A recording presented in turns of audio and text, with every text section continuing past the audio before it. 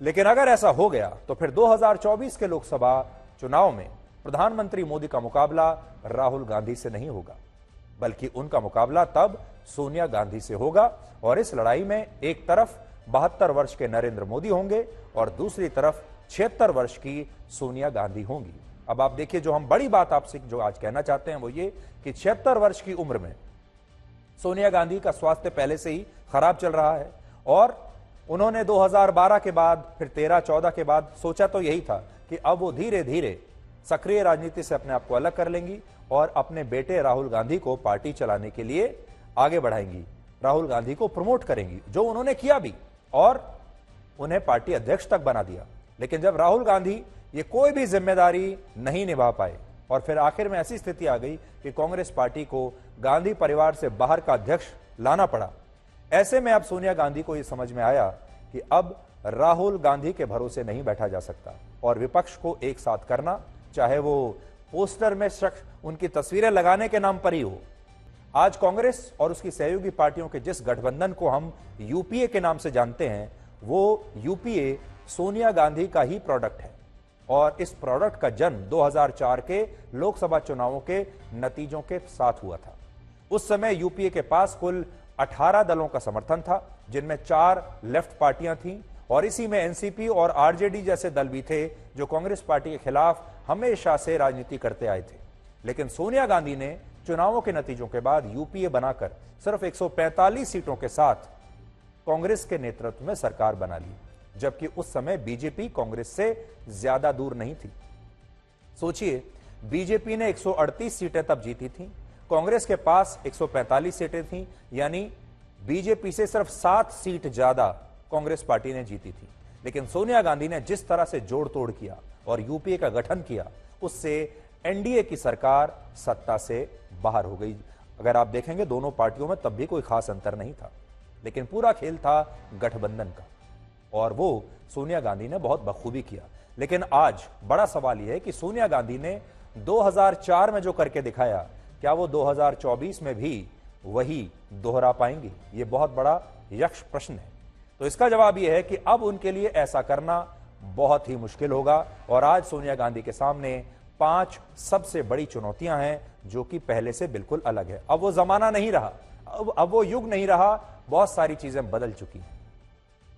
1999 के लोकसभा चुनाव में कांग्रेस पार्टी को 25.8% वोट मिले थे, 2004 में 26.5% और 2009 में 28.6% वोट मिले थे। यानी उस समय कांग्रेस का ट्रेडिशनल वोटर उसके साथ ही था। अगर आप देखेंगे तो लगभग 1999, 2004 और 2009 में अगर आप देखें तो लगभग एक जैसा है, 25%, 26% और फिर 2009 में तो 28% वोट शेयर कांग्रेस पार्टी का था। लेकिन आज ऐसा नहीं है। 2014 में कांग्रेस पहली बार सिर्फ 19.5% वोट मिल ले पाई और 2019 में उसका वोट शेयर 19.7% रह गया था। यानी पहली बार 20% से भी नीचे इन दो चुनावों में कांग्रेस पार्टी रही है। तो बड़ी बात यह है कि 2004 में जब सोनिया गांधी ने यूपीए का गठन किया था, तब कांग्रेस की जो मुट्ठी थी वो बंद थी और जैसा कि हमारे यहां कहते हैं, बंद मुट्ठी लाख की होती है और खुली हुई मुट्ठी खाक की होती है। तो 2004 में ये कांग्रेस पार्टी की मुट्ठी, सोनिया गांधी की मुट्ठी बंद थी, इसलिए लाखों की थी। लेकिन 2024 में ये मुट्ठी खुल चुकी है इतने वर्षों में और आज ये मुट्ठी खाक की है।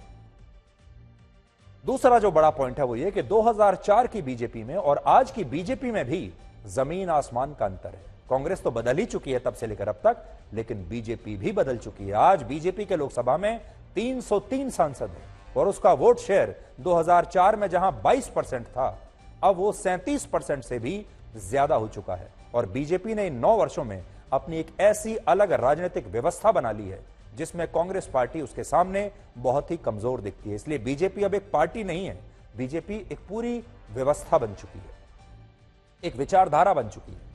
तीसरा पॉइंट, 2004 में मोदी की चुनौती सोनिया गांधी के सामने नहीं थी, लेकिन अब कांग्रेस पार्टी का सामना नरेंद्र मोदी से है और नरेंद्र मोदी अब आप कह सकते हैं कि भारत के इतिहास में सबसे लोकप्रिय प्रधानमंत्री इस समय नरेंद्र मोदी हैं, सबसे बड़े कद के नेता हैं। 2004 में सोनिया गांधी के सामने नरेंद्र मोदी का यह कद नहीं था।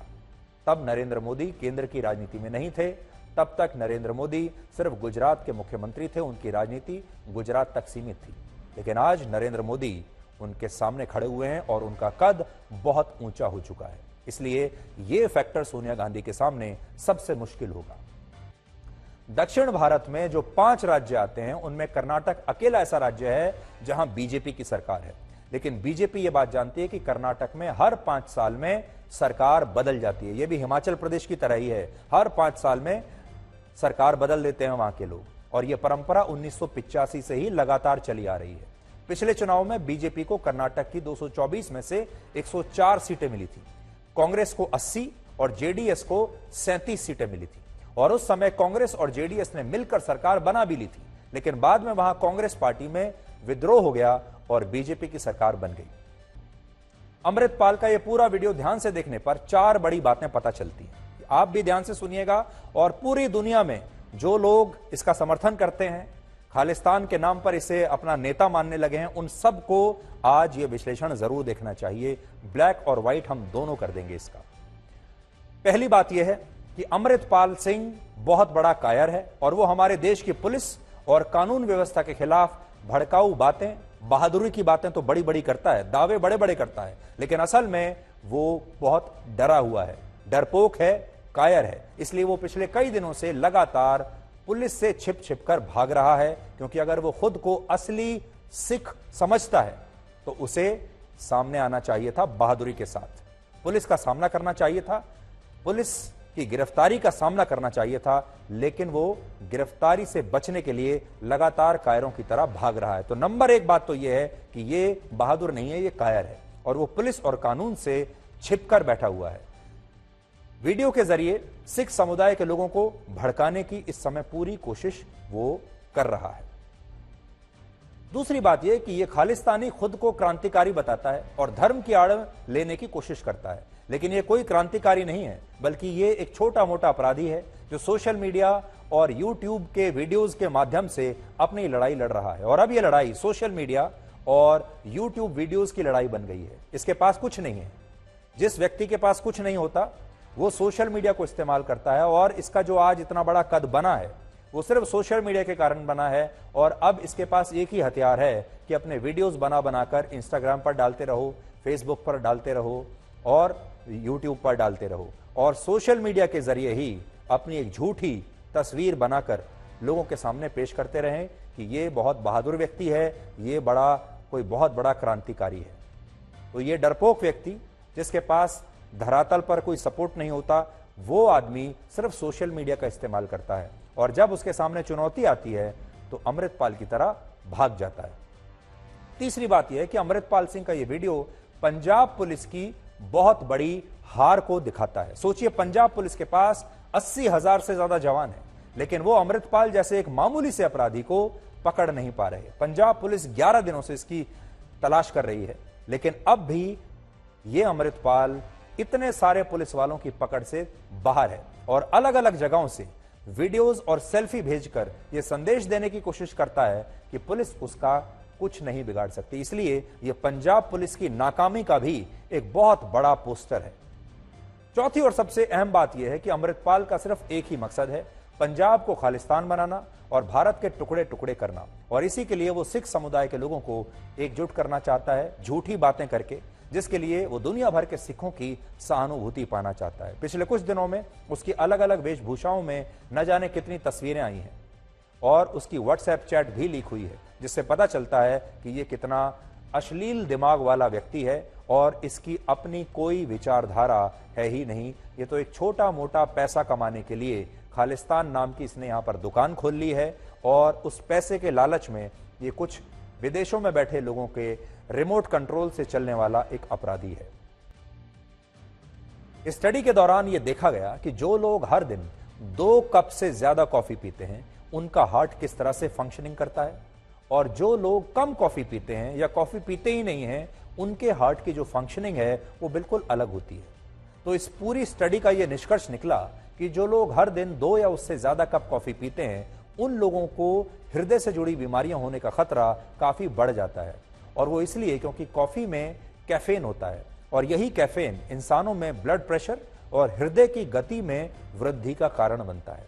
असल में इंसानों के हृदय में 4 चेंबर्स होते हैं और इसमें जो लोअर हार्ट चेंबर्स होते हैं उनमें ज्यादा कॉफी पीने की वजह से हृदय की गति तेज हो जाती है, जिसे एक्स्ट्रा हार्ट बीट्स कहा जाता है। और जब हार्ट असामान्य रूप से काम करने लगता है और आपकी जो हृदय गति है वो बढ़ जाती है, तो इससे एक ऐसी हार्ट कंडीशन पैदा होती है जिसे एट्रियल फाइब्रिलेशन कहा जाता है। ये एक मेडिकल नाम है।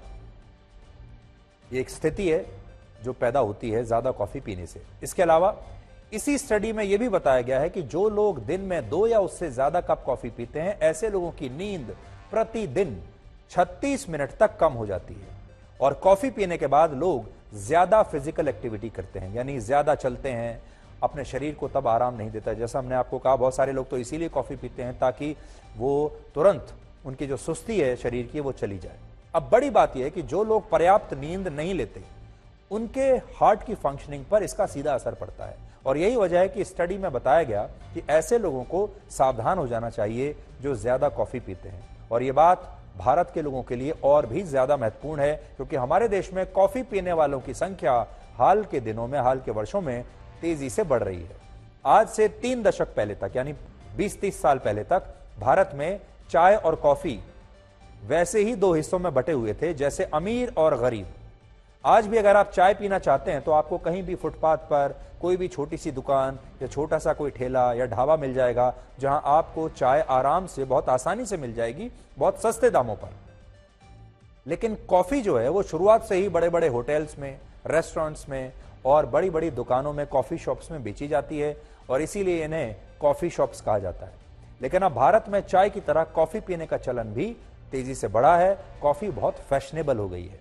भारत में पहले औसतन हर व्यक्ति सालाना सिर्फ 5 कप कॉफी पीता था, लेकिन अब यह आंकड़ा 5 कप से 25 कप हो चुका है।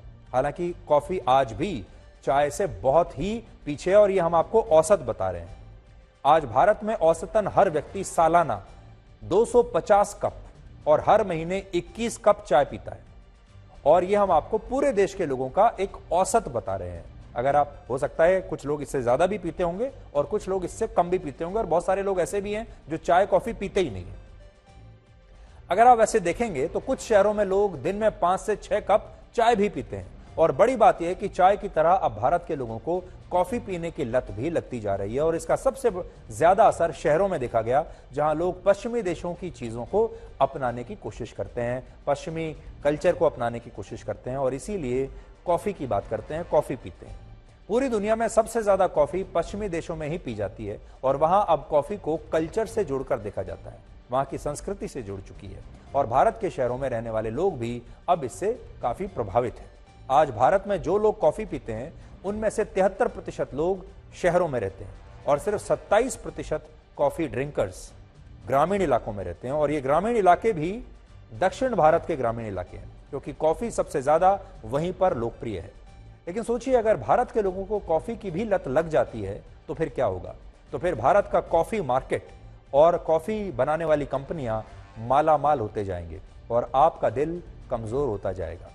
इस समय भारत का जो कॉफी का बाजार है वो 13,000 करोड़ रुपए का है और आज से 4 साल बाद यानी 2027 में 32,000 करोड़ रुपए का ये हो जाएगा।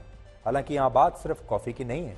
अगर आप कॉफी नहीं पीते हैं और चाय पीते हैं, आपके लिए भी एक बुरी खबर हमारे पास है। तो अगर आप सिर्फ चाय पीते हैं और सोचते हैं कि आपको कोई खतरा नहीं है, तो यह भी आपकी एक बहुत बड़ी गलतफहमी है। अब यह विश्लेषण चाय पीने वालों के लिए है, इसलिए आप ध्यान से सुनिएगा। अमेरिका की ब्राउन यूनिवर्सिटी में चाय पर एक रिसर्च हुई थी, जिसमें यह पता चला था कि दूध वाली चाय के हर कप में 40 मिलीग्राम कैफीन होता है, जो न सिर्फ स्लीप पैटर्न को बिगाड़ देता है, यानी आपके नींद को बिगाड़ देता है, बल्कि इससे आपके हार्ट समेत शरीर को कई दूसरी बीमारियां भी हो सकती हैं।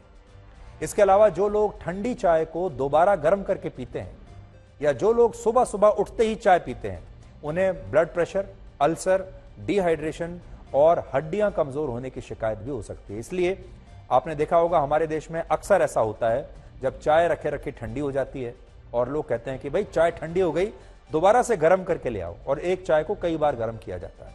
बहुत सारे लोग ऐसे हैं जो सुबह उठते ही चाय पीते हैं, जिनमें मैं भी हूं, और ऐसे लोगों को यह लगता है कि जब तक सुबह सुबह चाय नहीं मिलेगी दिन की शुरुआत नहीं हो सकती, नींद खुलती ही नहीं है।